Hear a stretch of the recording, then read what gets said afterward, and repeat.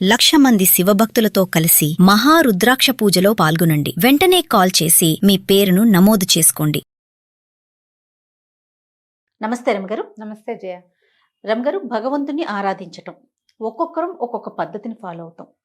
ముఖ్యంగా మీరు చెప్పేది ఏంటంటే, మన పెద్దలు, మన పూర్వీకులు, మన కుటుంబంలో ఉన్న మన పెద్దలు ఏది అవలంబించారో అదే పద్ధతిని ఫాలో అవ్వండి. ఎవరు చెప్పినా దాన్ని కాకుండా మన కుటుంబాన్ని ఫాలో అవ్వండి అని మీరు చెప్తారు. ఇవి కాకుండా సామూహికంగా చేసేవి కొన్ని ఉంటాయి.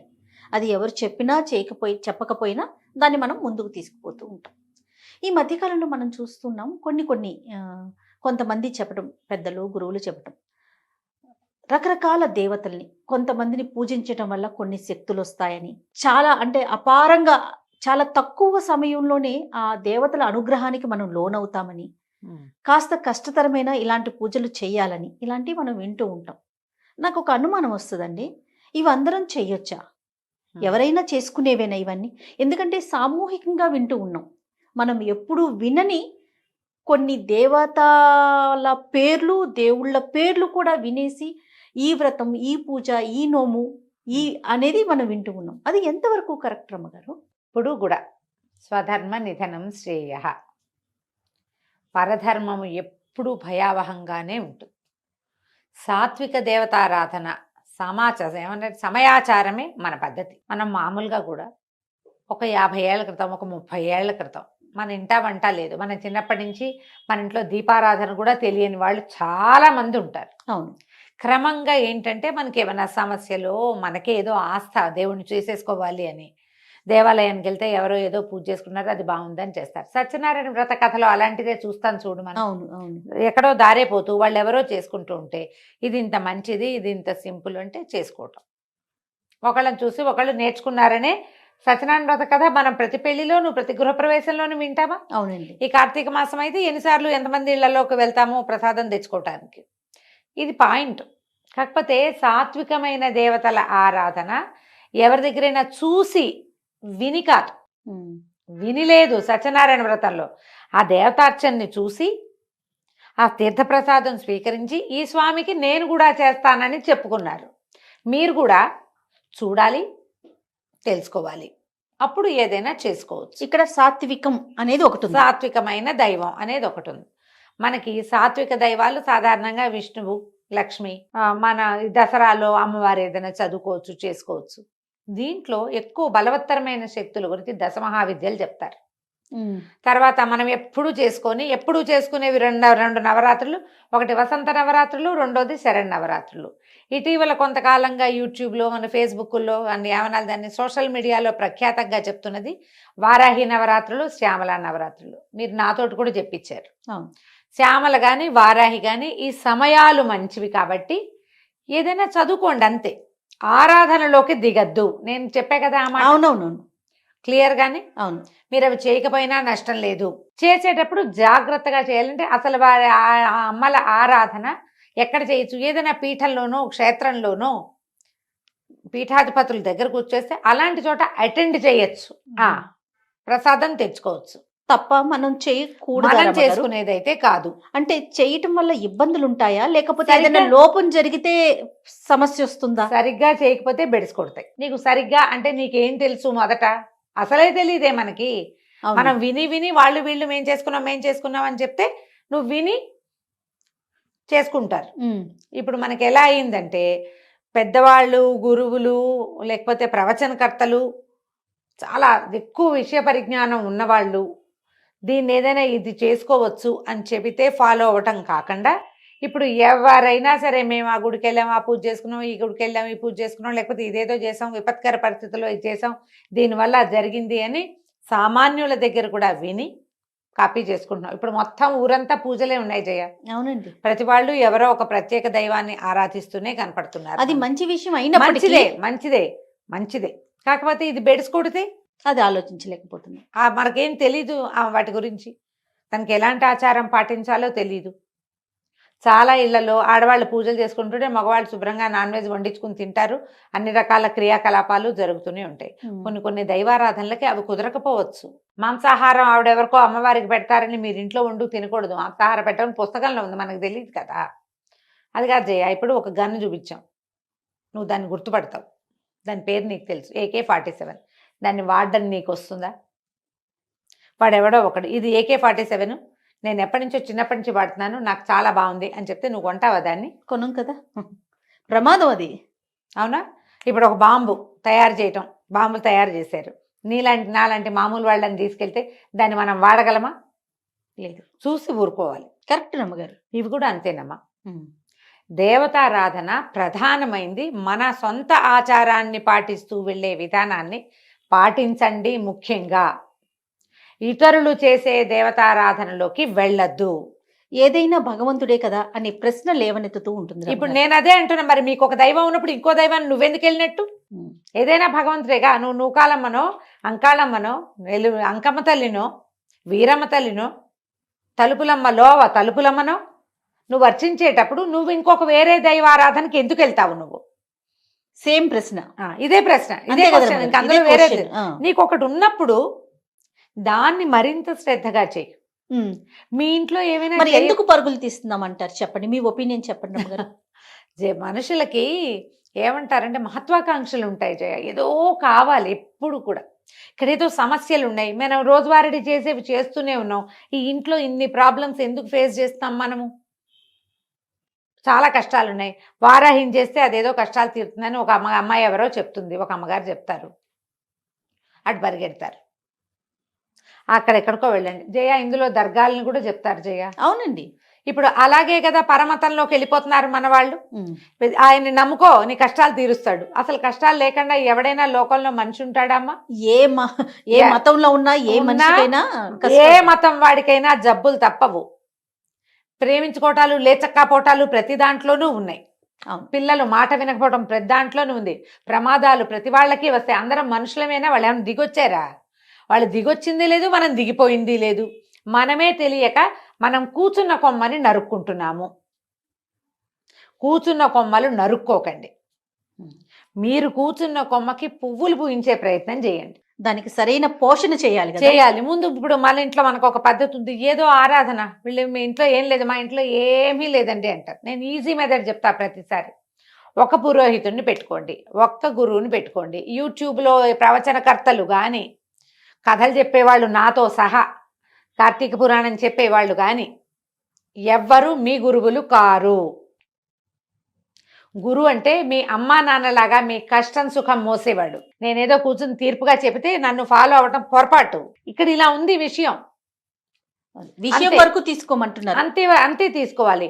ఇందులో అద్భుతమైన పేరున్న మహానుభావులు, ప్రాతస్మరణీయులు, పొద్దున్నే వాళ్ళని తలుచుకోవాల్సిన వాళ్ళని కూడా గురువు గారని మీరు అనకూడదు, అనుకోకూడదు.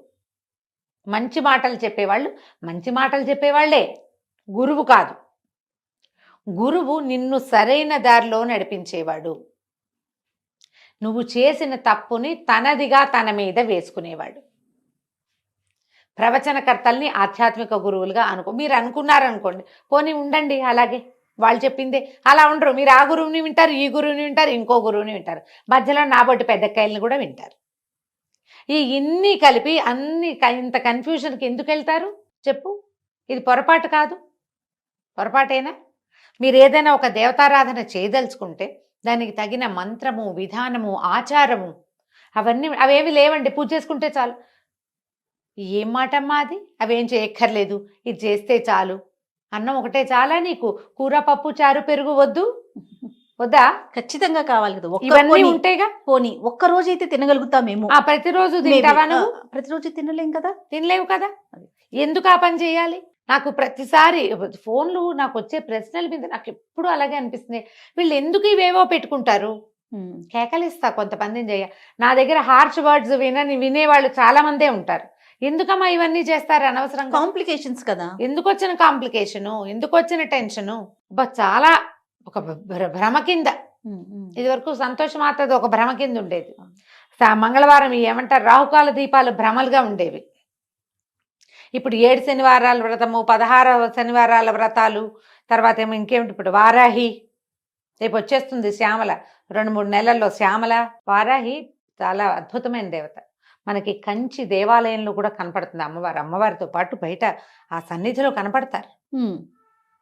ఎందుకంటే ఆవిడ సర్వసైన్యాధ్యక్షురాలుగా ఉంటుంది, మంత్రినిగా ఉంటుంది. అమ్మవారికి సమీపంలో ఉంటుంది. ఉమ్, ఈవిని చూసి దండం పెట్టి ఆవిడని కూడా చూసి దండం పెట్టి వెళ్ళిపోవాలి. ఓకే. అంతకంటే లాక్కూడదు. కేవలం ఆ, ఏదైనా సరే ఇప్పుడు ప్రధానమైనది మనకి తెలీదు, మనం వినలేదు, ముందు మనకి తెలీదు. మనకి పాపులర్ అవ్వడానికి ఏదో ఒక కొత్త విషయం కావాలి కదా ఎప్పటికప్పుడు. అంతే కదండి. ప్రతిసారి ఏమిటి మన ఎవరో అడిగారు కార్తీక పురాణం ఏంటండి, అదే చెప్పారు. అది కాకపోతే ఇంకో కార్తీకం ఎక్కడి నుంచి దానమ్మా నేను ఎక్కడి నుంచి వస్తుంది? అవి కూడా 2 పుస్తకాలు ఉన్నాయి మన దగ్గర. ఆ, ఓసారి ఆ సంవత్సర పుస్తకం కథలు ఇంచుమించుగా అటు ఇటుగా అవే కథలు. శాస్త్రాన్ని మార్చలేం కదా దాన్ని రమగారు. ఎట్లా మారుస్తాం? నీకు ఏటా ఒకటే పండగ, ఈ పండగకి ఈ అధిదైవం ఈయనే ఉంటాడా, ఆయనే ఉంటాడా, ఆవిడే ఉంటుంది. అంతే కదా. వాళ్ళని ఎట్లా మారుస్తాం? మహా అయితే కట్టే చీరల రంగులు, వస్త్రాల రంగులు మారుస్తాం. ప్రతిసారి పాయసమైన పండక్కి అని మానేసి ఏం చేస్తావు నువ్వు? ఏమైనా సూపులు అవి చేసి పెడతావు? టమాటా సూపు, బంగాళదుంపల సూపును పెట్టం కదా. సొంత విధానంలో ఉండండి. ఈ దశ మహావిద్యల్ని వాటిని దేవాలయాల్లో కనపడితే అక్కడ దండం పెట్టుకోండి. ఉమ్, ఒక మఠంలో కానీ, ఒక పీఠంలో, శంకర మఠాల్లో కానీ, ఏదైనా పీఠాల్లో కానీ నిజంగా అంత ఇబ్బంది ఉంటుందా రమగారు? ఉంటుంది జయ. ఎందుకంటే ప్రత్యేకించి దీని గురించి మీరు ఒక టాపిక్ కింద మాట్లాడుతున్నారు అంటే నేను వింటున్నా చాలా మంది దగ్గర నుంచి ప్రశ్నలు. నాకు ఆ ప్రశ్నలు విన్నప్పుడల్లా అనిపిస్తుంది, జనం అంతా ఇలాగే పోతున్నారా ఏమిట్రా దేవుడా. సులువుగా సాధ్యపడేవాడు వెంకటేశ్వర స్వామి ఉన్నాడమ్మా. తలుచుకుంటే చాలు కదా. తలుచుకుంటే చాలు, చిన్న కోరికను కూడా తీరుస్తాడని అసలు ఆ వెంకటాచల మహత్యంలో ఎంత క్లియర్గా చెప్తారో. ఆయన మాట్లాడ్డంతే. మన పక్కన మన పెద్ద మనిషి 10 అడుగుల ఎత్తున్న మన పెద్దన్నయ్య మనతో పాటే ఉంటే అడిగి ఏదైనా చేయించుకోగలం మనం. మొక్కు ఎంత చిన్న మొక్కు తీసుకున్నా నీకు కావలసిన వరం ఇచ్చేవాడు కలియుగ దైవం ఉన్నప్పుడు ఎందుకు వచ్చిన పరుగులు పెడతారు? మళ్ళా ఏదైనా పిండి దీపారాధన అనగానే పిండి దీపం ఎలా చేయాలి అనేది ఒక 25-30 వీడియోలు, దానికి బొట్టెట్టి కాటికెట్టి పసుపు రాసి ఏమిటో చేసి అందంగా అలంకరించి దాని నిండా బంతి పువ్వులు పోసి, ఏంటమ్మా అలా చేస్తేనే నా పూజ? అదే నా పూజ?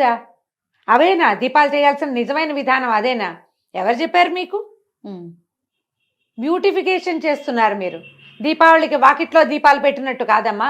ఈ ఏర్పాట్ల బదులు మీరు వెంకటేశ్వర స్తోత్రం ఏదైనా నోటికి నేర్చుకుని చదువుకోండి, చేయండి. అదైనా ఓం నమో వెంకటేశాయ అనండి, తప్పులు లేకుండా. వెంకటేశా అనకంటే షా అనండి. సరిగ్గా ఒక్క నామం ఉచ్చరించండి. ఆ రోజున ఎవరితోటి పోట్లాడకండి. చేతొచ్చిన పిండి దీపం పెట్టుకోండి అమ్మా. పిండి దీపాలని ఫోటోలు తీసి యూట్యూబ్లో పెట్టక్కర్లా, ఫేస్బుక్లో పెట్టక్కర్లా, లోపల పెట్టుకోండి. కరెక్ట్ రమ్మగారు, లోపల పెట్టండి. అసలు విచిత్రంగా ఉంటుంది. పిండి దీపం ఎలా పెట్టాలి కానీ 30 వీడియోలు. దానికి నామం పెట్టాలి. నామం పెట్టి అంటిస్తావు నువ్వు, తప్పు కాదు. పిండి దీపానికి వెంకటేశ్వర నామం అయిపోతుందంటే రమ్మగారు, నాకు తెలిసింది కొంత, నేను ఎక్కడో చూసింది మరికొంత. ఇవి 2 కలిపి ఇంకొక 2 యాడ్ చేసి బ్యూటిఫికేషన్ యాడ్ చేస్తారు. ఇప్పుడు దీపం పెట్టి దానికి ఇట్లా నామం పెట్టి దాంట్లో నువ్వు ఒత్తేసి వెలిగిస్తే అది ఎట్లా చెప్పు. మొన్న ఒక గృహప్రవేశానికి బ్రహ్మగారు వచ్చారు. ఆయన అంటారు, అమ్మాయి కామాక్షి దీపం కాదమ్మా అందులో పెడతావు. వాళ్ళు ఏమైందంటే చెప్తాను నేను నా సంగతి. ఎవరో ఈ మ్యారేజెస్కి వాటికి గిఫ్ట్స్ ఇస్తారు కదా, శంఖచక్రాలున్న దీపపు కుందులు ఇచ్చారు. అవును రమ్మగారు, నా దగ్గరికి కూడా వచ్చినాయా? చేసిన పాపని చెప్తే పోతుంది. ఆ దీపాలు చాలా నచ్చినాయి నాకు. దీపం నెయ్యి పోసి వెలిగించాం. వెలిగిస్తే మా అక్కయ్య వెనకాల నుంచి అబ్బాయి ఎంతో బాగున్నాయి అని అనగానే ఆయన అన్నారు, ఏమిటమ్మా నామాలని వేడి ఇలా కాలిస్తే ఎట్లా, తప్పు కాదు. నాకు అప్పుడు వెలిగింది, అవును ఇది చేయకూడని పని. ఆ వేడి తగలదు స్వామికి, ఎందుకు ఆ పని? హాయిగా ఖాళీగా ఉన్న దీపంలో పెట్టుకోవచ్చు కదా. ఈ అందానికి పెట్టుకోండి, వీటిని వెలిగించద్దాం. తోమ లోపల పెట్టా జయ, మళ్ళీ ముట్టుకోవాలి, వాటిని షోకేస్లో పెట్టా. నిజమే కదా. నాకు అదే అనిపించింది. అప్పుడు కామాక్షి కుందు గురించి ఆయన అదే చెప్తున్నారు. వాళ్ళు ఎవరో చేశారని అదొక వెర్రి కింద తయారైందమ్మా. ఈ కామాక్షి కుంది మీద వీడియోలు ఉన్నాయి, మనం కూడా చెప్పాం. ఇప్పుడు అమ్మవారికి ముఖానికి దగ్గరగా దీపం, తులసి దగ్గర దీపం పెట్టద్దని చెప్పాను నేను, గుర్తుంది కదా? అవునండి. అలాంటిదే ఇది కూడా. ఆమె చక్కగా ప్రతిమా విశేషం చేసి ఆమె మీద నుంచి దీపం పెడితే అది ఎట్లా పనికొస్తుంది? ఇప్పుడు నువ్వు పేపర్లు ఎత్తుతున్నావు, ఈ పేపర్లలో ఒక వినాయకుడి బొమ్మ ఉన్న పాంప్లెట్ వచ్చింది, అందులోకి చెత్త ఊడుస్తావా నువ్వు? ఊడ్చాం కదా. తప్పు అది. మన భారతదేశం అంతా ఈ పచ్చిపాపాలతోటి కుళ్ళిపోయింది అన్నారు ఆయన. లక్ష్మీ బాంబులని లక్ష్మీ అవుట్లకి లక్ష్మీదేవి బొమ్మ వేస్తారు, అది కాలబెట్టేసుకున్నామమ్మా, అందుకే భారతదేశం అధోగతి పాలవుతుంది అంటున్నారు. ఇదొక పాయింట్. ఇవి అన్ని మార్చలేవు, కొన్ని మార్చుకోగలుగుతాం కదా. మన చేతిలో ఉన్నవి మారుస్తాం కదా, మార్చుకోగలం కదా.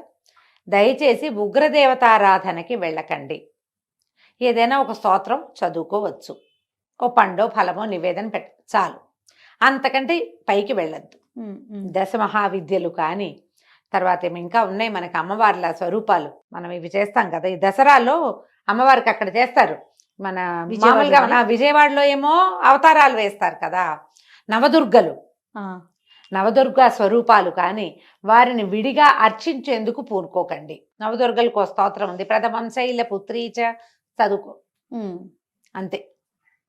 అంతకంటే ఒకవేళ మీ ఇంట్లో ఉంటే, ఇప్పుడు ఇందులో అసలు పాయింట్ చెప్దాం, మీ ఇళ్లలో ఆనుచానంగా ఇదేదైనా విధానం ఉన్నవారు పాతకాలంలో ఎలాంటి వ్యవహార విధానాలు పాటించేవాళ్ళో అది పాటిస్తూ మీరు జరుపుకోండి, మాకే అభ్యంతరము లేదు. విధానాలన్నీ తీసి పాడేసి మడి మైల అన్నీ తీసి పక్కన పెట్టేసి అది మాత్రం చేస్తానని అనకండి. మన పూర్వీకులు ఏం చేసినా పూర్తిగా మన మంచి కోసం ఆలోచించే చేశారు. ఒక దైవత ఆరాధన ఉంది మన ఇంట్లో అంటే దానికి తగిన పద్ధతిని ఏర్పరిచి పెట్టేవాళ్ళు అంతే. ఇప్పుడు నువ్వు పద్ధతులన్నీ వదిలేసి అదొక్కటి తీసుకుంటానని మనం అనకూడదు. ఇప్పుడు టీవీలలో ఎక్కడైనా మనం వింటాం, ఇది చదువుకోండి, ఆ స్తోత్రం చదువుకోండి, ఈ స్తోత్రం వరకు ప్రాబ్లం ఏం లేదు. నేను ఎన్నిసార్లు చెప్పాను, మంత్రం అని మాత్రం వెళ్ళకండి, మీకు అక్షరాలే పలకవు. మామూలుగా భగవంతుడు అంట కూడా అది భగవంతుడు భక్తి అంట. మీరు ఎప్పుడు అనరో అక్కడ రావాల్సిన భావం రాదు. లోపల ఉండాలంటే కృష్ణారామ అనుకోండి, తేలిగ్గా ఉంటాయి. ఈ పెద్ద పెద్ద వాటికి ఎందుకు వెళ్తాము, అనవసరం కదా. కాదు రమ్మగారు, ఇంకొకటి వింటూ ఉంటాం, పలికేవన్నీ తప్పులు పలికేసి భగవంతుడికి అవన్నీ పర్వాలేదు, మన లోపల మనసులో భావన ఉండాలి అంటారు. నువ్వు అసలు తప్పు పలకటం ఎందుకు, మనసులో భావన అదొకటి అనిపిస్తా ఉంటుంది. ఎప్పుడు నేను ఒకటే చెప్తా జయ, ఈ ప్రశ్న నేను 5-6 సార్లు ఎదుర్కొన్నా. నేను ఒకటి క్లియర్గా చెప్తా, నీకు భావమే ముఖ్యమైతే స్తోత్రానికి ఎందుకు వెళ్ళావు నువ్వు? దేవుడా దేవుడా దేవుడా దేవుడా దేవుడా దేవుడా దేవుడా అనుకో, అయిపోయిందిగా. ఎందుకు స్తోత్రానికి వెళ్ళావు? అందులో ఏదో ఉందని వెళ్ళావు. ఉందన్నప్పుడు దాన్ని సరిగ్గా ఉంచు. ఉందనుకున్నప్పుడు సరిగ్గా ఉంచాలి. నువ్వు అద్దం చూసావు, అద్దం చూసుకున్నావు, దిద్దుకోవడానికే కాదా? అంతే కదా, మొహం దిద్దుకోవడానికి చూస్తావు అద్దం, సరిచేయి దాన్ని. అద్దం చూసుకునేది ఎందుకు?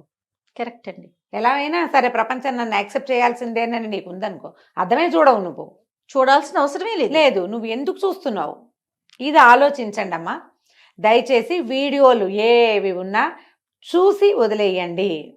అలా అనుకోని ఊరికే శ్రవణంలాగా ఎక్కడో కాసేపట్ల వీడియోలో 5 నిమిషాలు కనపడి వాళ్ళంతా అలంకరించుకున్న దానికి అట్రాక్ట్ అయ్యి మాకు అదేదో బ్రహ్మాండం బదులైందంటే నమ్మద్దు. మీ పిన్నో, మీ బాబాయ్ కూతురో, మీ మావయ్య ఇంట్లోనో ఈ పూజ చేసుకుంటున్నాము, మాకు చాలా బాగుందంటే ఓసారి వెళ్ళి చూసి కావాలంటే అప్పుడు దిగచ్చు.